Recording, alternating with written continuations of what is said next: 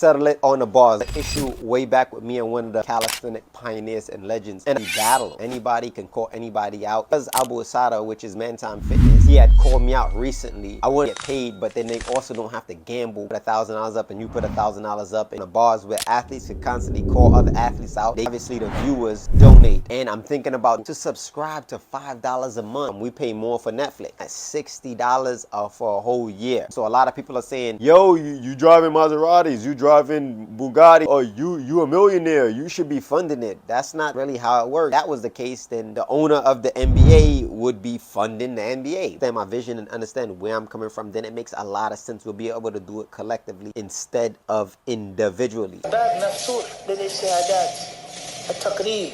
هذا حد العالم، هذا طالب، هذا راسخ والى اخره.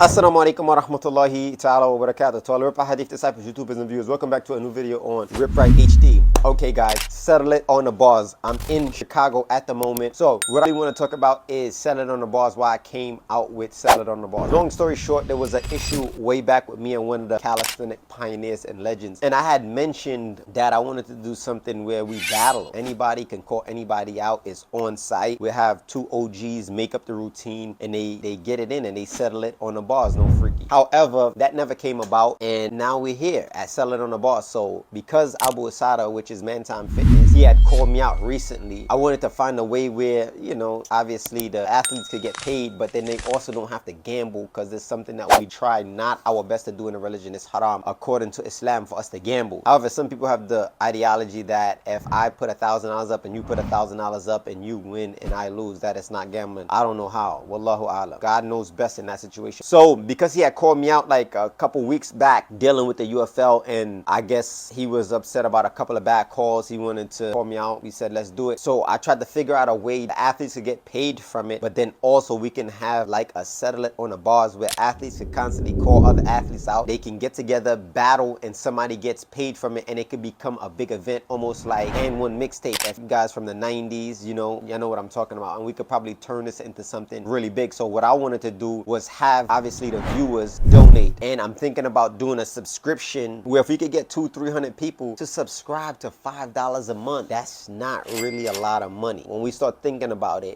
We pay more for Netflix, and if at $5 a month you're doing that for 12 months, we're looking at $60 for a whole year. But with this being said, we'll be able to fund multiple battles a month in which your favorite calisthenic athletes can battle it out, and this can really turn into like a crazy battle of the bars where these people are kind of like going at it. It's from state to state, obviously, and we can do like better coverage. Maybe I can start dedicating more time to it where I can fly out, go here, go there, interview some of the athletes right before the battle. And you know, these battles are happening 1 to 2 weeks. It's not something like you're gonna take a 2-month time to do. So because it's not a one-time thing, I'm not funding it. That's the purpose. So a lot of people are saying, yo, you driving Maseratis, you driving Bugattis, or whatever they saying, yo, or you a millionaire, you should be funding it. That's not really how it works. If that was the case, then the owner of the NBA would be funding the NBA. But no, he's getting paid from the NBA, and the athletes are also working and become what, employees of the NBA, and they're getting paid through what? Through the viewers, people that are super duper fans of the NBA. They're buying NBA merch, they selling out with the tickets and things like that. And we wanted to be something like that where we could get together collectively as a calisthenic community, whether you do calisthenics, you love calisthenics, or you just view calisthenics, that you could be a part of this. So we asking that once we get the subscription together, we're gonna need people to donate. And even now we still got the GoFundMe up. We hit over $1,000, but obviously I'm not pushing it, because if I win, that $1,000 is gonna go to the next competition. I'm not taking any money from him. I'm gonna actually be spending money paying for the referees for this battle. I'm gonna be spending money driving out to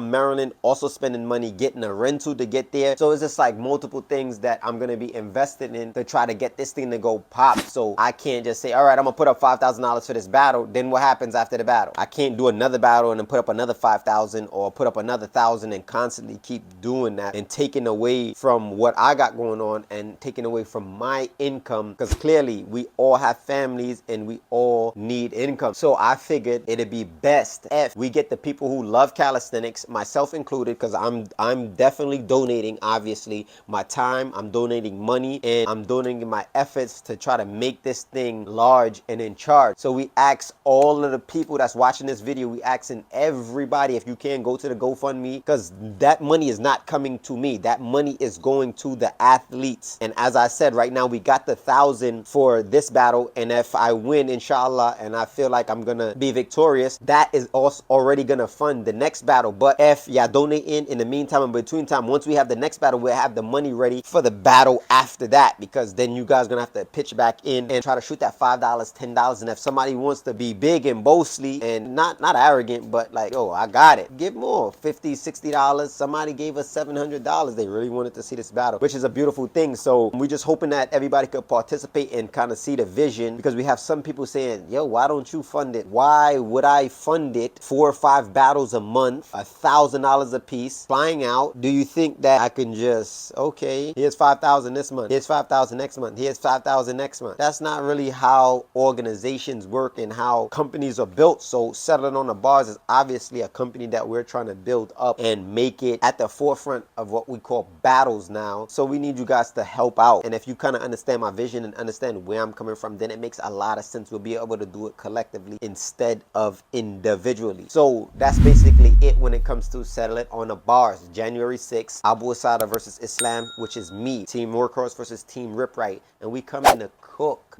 no grease. We want them burnt up. Y'all know what time it is. Stay tuned. Y'all stay ripped, six pack, big back, big facts.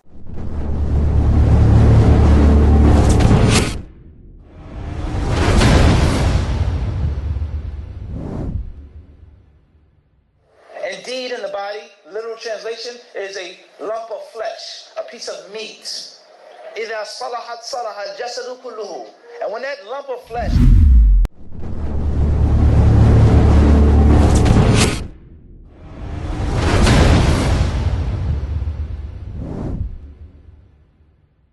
Indeed, in the body, literal translation, is a lump of flesh, a piece of meat.